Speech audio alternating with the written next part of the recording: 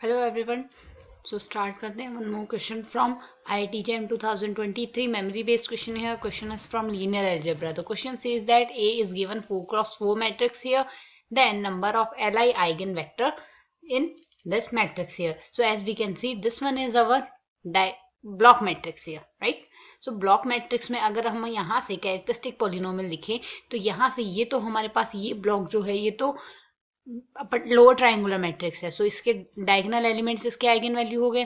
Similarly अगर हम यहाँ से देखें, ये हमारे पास जो ब्लॉक दिया हुआ है, इस ब्लॉक में हमारे पास यहाँ से क्या वैल्यू है, यहाँ से कॉलम सम सेम आ रहा है, तो कॉलम सम सेम आ रहा है, एक आइगन वैल्यू तो वो होगा ही होगा। सो 3 एक आइगन वैल्यू होगी।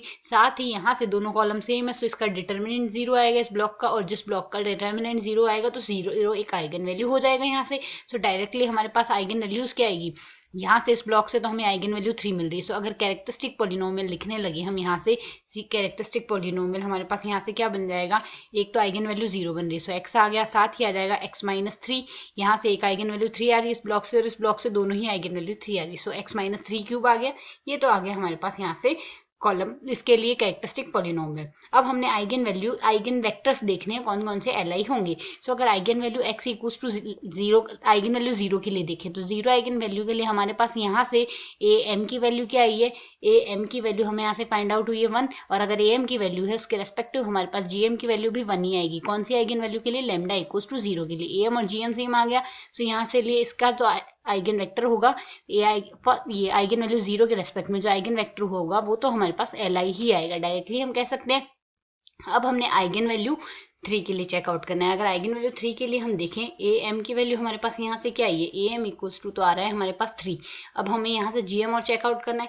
gm इक्वल्स टू हमारे पास क्या हो जाएगा, gm हो जाएगा nullity of a minus 3i आ जाएगा, और nullity of a minus 3i अगर हम यहाँ से देखेंगे, a माइनस 3i अगर हम यहाँ से राइट आउट करें, सो यहाँ से ये मैट्रिक्स हमारे पास क्या बनेगी, मैट्रिक्स हमारे पास यहाँ से बन जाएगी a माइनस 3i की। पहले हम मैट्रिक्स देख लेते हैं क्या आएगी हमारे पास। यहाँ से ये आ जाएगा -1 2 और 1, और यहाँ से -3 करेंगे so minus of 2, rest are 0 0 0 0, and then यहाँ से हमारे पास आ गया 0 0 0 0 and then 0 0 1 0।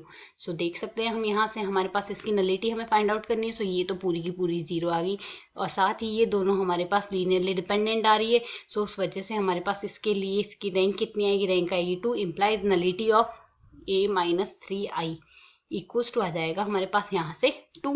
So lambda equals to 3 के लिए ज्योमेट्रिक मल्टीप्लिसिटी आ गई हमारे पास यहाँ से 2। सो यहाँ से 2 Li वेक्टर हमें इससे मिलेंगे, लेमडा इक्वल्स टू 3 से, और एक Li वेक्टर हमें यहाँ से मिला है। So total number of Li eigen vectors हमारे पास कितने हो जाएंगे, 2 + 1 which is equals to 3। So 3 is the required solution for this question. I hope you understand the explanation. Thanks for watching.